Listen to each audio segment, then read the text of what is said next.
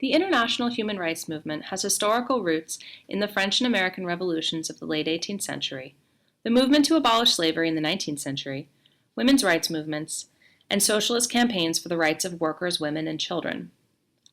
Many different dates have been cited as the beginning of the human rights movement.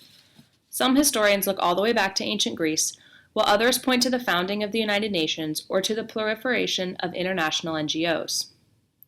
Part of the debate centers on whether you define human rights as ideas, laws, or social movements.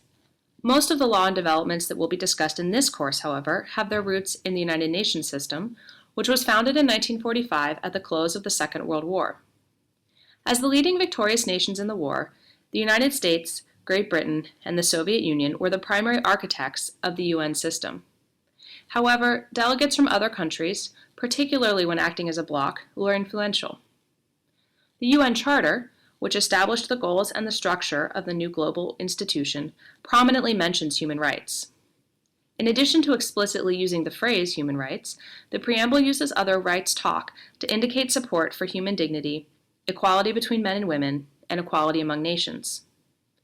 Paradoxically, the Charter was signed in 1945 when large portions of the globe were governed by foreign powers.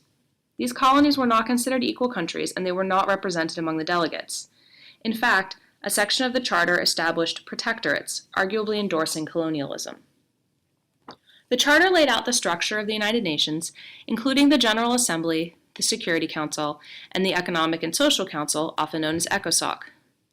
ECOSOC was given the authority to establish commissions to monitor and promote human rights, though now there are many units within the UN which address human rights in one way or another. In 1948, the UN adopted the Universal Declaration of Human Rights, a statement of principles that protected a range of civil, political, economic, and social rights. Over the next several decades, the United Nations has passed a number of treaties that enshrined various human rights into international law. Each of these treaties, as well as other human rights treaties, is monitored by a committee of independent experts. Though the requirements vary by treaty, usually countries have to make reports every few years on the implementation of the terms of the treaties.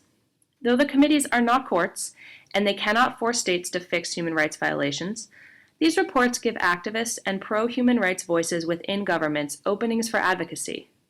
Some NGOs submit what are called shadow reports to supplement their government submissions.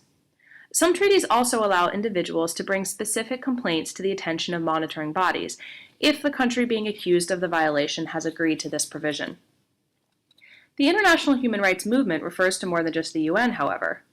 Regional intergovernmental organizations have set up their own human rights systems. The Council of Europe, for instance, adopted the European Convention on Human Rights in 1950 and empowered a court to adjudicate cases from all member states.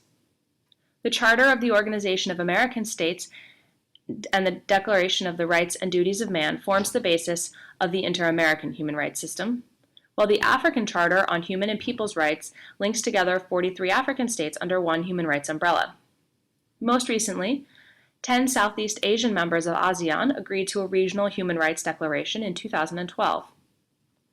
Individual states have also increasingly incorporated the provisions of international human rights treaties into their own domestic constitutions and laws.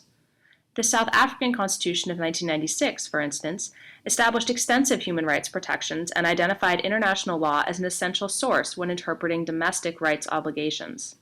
This means that the courts must prefer any reasonable interpretation of domestic legislation that is consistent with international law over any alternative interpretation that is inconsistent with international law.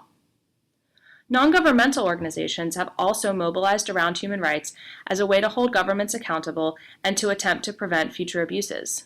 Some of these are large international organizations headquartered in the global north, like Amnesty International and Human Rights Watch, while there are also thousands of individual NGOs that use the language of international human rights to pressure their governments to respect human integrity.